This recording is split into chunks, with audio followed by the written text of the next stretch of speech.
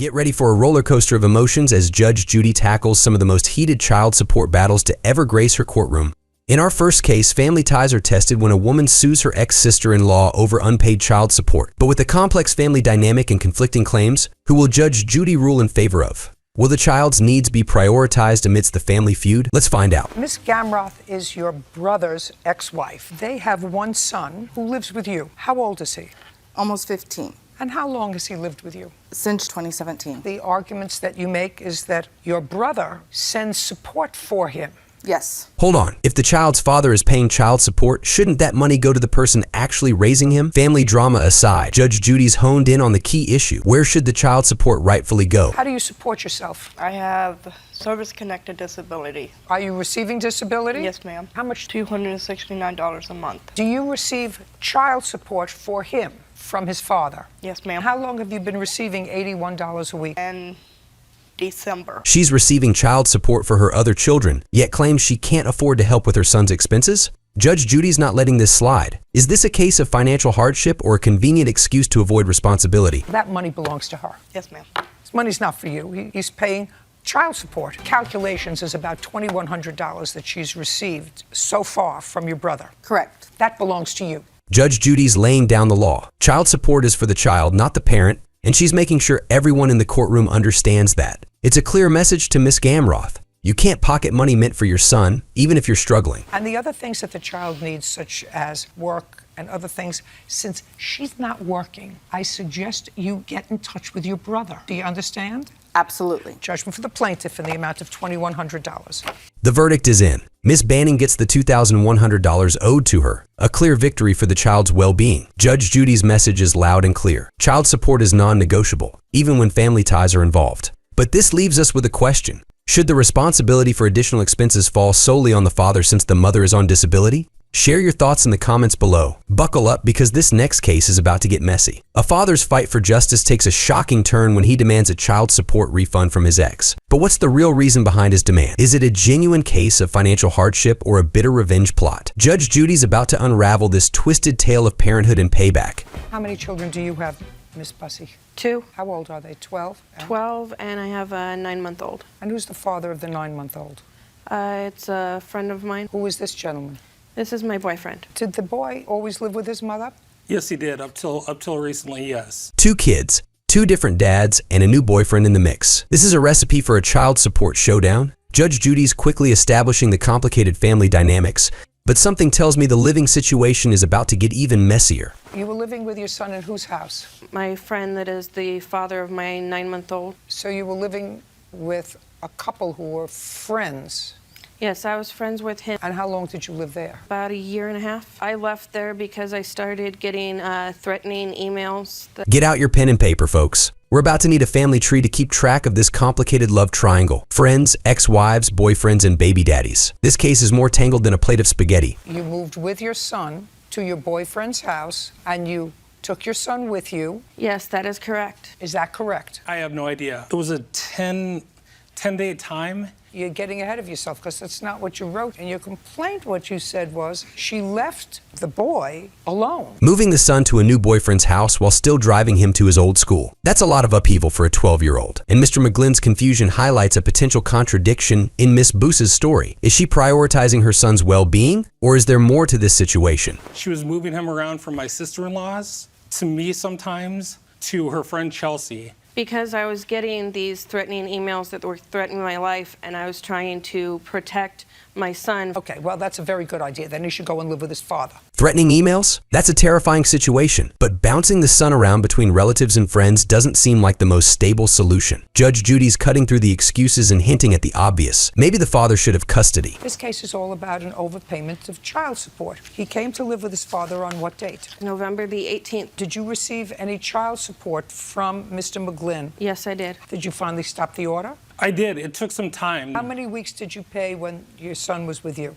At least 10. Child support confusion strikes again. The son's been living with his father, but the payments kept flowing to the mother. This is a blatant overpayment. It's time for someone to take responsibility for this financial mess. We're only talking about why you think you're entitled to $75. Well, he had time to get it shut off, went ahead and did that. The government works very, very slowly. $750. Judgment for the plaintiff. Judge Judy slams the gavel and the verdict is clear. $750 was awarded to the father. The message? Child support follows the child, not the parent's convenience. It's a harsh lesson for Miss Boos about the importance of timely communication and financial responsibility. But what do you think? Was it fair for the father to demand the full amount of child support back, or should he have been more understanding of the mother's situation? Let us know your thoughts in the comments below. Next in Judge Judy's courtroom, a case that could change the way you think about employment contracts. A doctor is suing his former employee, not for malpractice, but for child support. Did this dad take advantage of a unique situation to dodge his financial responsibilities? Mr. Fisher was an employee of yours.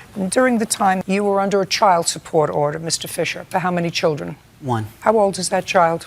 He turned 18 in January. And what was the child support order? It was $800 plus $100 for health covered. And since you were managing the finances, you set up the account so that the money would be automatically deducted from your pay. A doctor managing his employees' child support payments? This is an unusual arrangement. It seems like Dr. Bader went above and beyond to ensure his employee fulfilled his obligations. But what happens when employment ends? What month and year did you do that? Approximately October of 2015. And when did you start to work for Dr. Bader? In August of 2015. Had you been paying child support? That is correct. And how was it being paid? Was it being... I was paying it directly because I had fallen behind by a month or so, and the judge required it to come through my employment agreement. Court-ordered child support? Sounds like someone wasn't paying up. But this doctor's solution is a unique one. Taking on the responsibility of deducting payments from his employee's paycheck? Is this a compassionate act or overstepping boundaries? When did you cease working for Dr. Bader? 2016. For 7 months, while you were there, the court-ordered child support was taken out for a total of about $8,000. When you left in... He brought me into his office at the beginning of May. For how many months did your child support continue out of your check? Through the end of August. Fired in May, child support paid until August? That's a lot of extra cash out of Dr. Bader's pocket. Did Mr. Fisher think his former employer was a personal child support bank? Now, I'd like to see a copy of your employment agreement. I have one, and I believe... I'd like to see it because this is your defense. Parties agree that employees' employment with the employer will be at-will employment and may be terminated at any time with or without cause. You as an at-will employee for $50,000 a year in salary. At-will employment. Those 3 words could change everything. Judge Judy's zeroing in on this crucial detail in the employment agreement. Does this mean Dr. Bader was free to stop paying Mr. Fisher's child support as soon as he was fired? This could be a legal loophole that changes the course of this case. This contract is an at-will employment contract. While you're working there, you get $50,000 a year. When you're not working there, sir,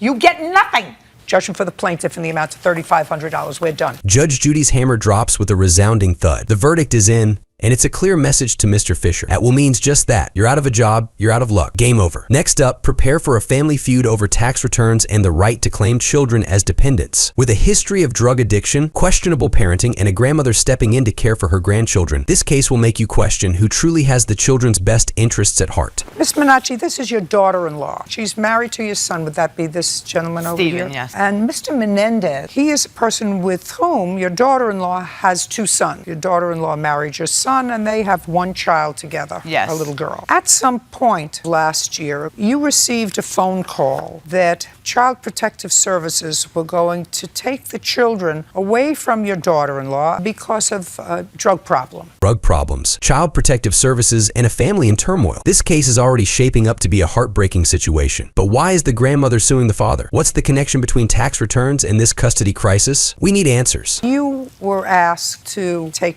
custody of the 3 children. I still have 2 of them. Which 2? I have the baby and their child together. 10-year-old boy became totally unmanageable for me. He ended up in a behavioral health unit for 10 days. 3 children caught in the middle of a family crisis. It's heartbreaking to hear about the 10-year-old's struggles and subsequent placement in a behavioral health unit. But the question remains, is the grandmother the most suitable guardian for the remaining children? And what you're complaining about is that Mr. Menendez claimed the 2 boys on his tax returns for the year 2016, that you only had the children for a little more than 2.5 months in the year 2016. Right. Claiming children on taxes when you haven't seen them all year? That's a bold move. But Judge Judy's quick to point out the timeline. The grandmother only had custody for a short period. Is this a case of a desperate tax break or a misunderstanding of custody rights? Prior to 2016, who claimed the 2 boys on their tax returns? I did. Now, is there currently a child support order that you are currently paying? Yes. And when did that go into effect? 2016. Right now, part of that money is being subsidized by the government. Judge Judy's cutting through the excuses and highlighting the father's lack of financial support. But with a history of custody changes, who truly deserves the right to claim the children on their taxes? In what year did you cease to have custody of the children? 2016. Those 5 months, the two boys lived with you. 2 boys didn't live with me at Who did they live with? Carmelo. So in January, February, March, April, and May, the boys lived with their mother. Yeah. Another plot twist. The boys were actually with their mother during those crucial months. So was she receiving child support from Mr. Mendez during this time? And what about before that? In 2015, where did the boys live? With me at my aunt's house. Is that correct? No. January 2015 to June 2015. So for 6 months.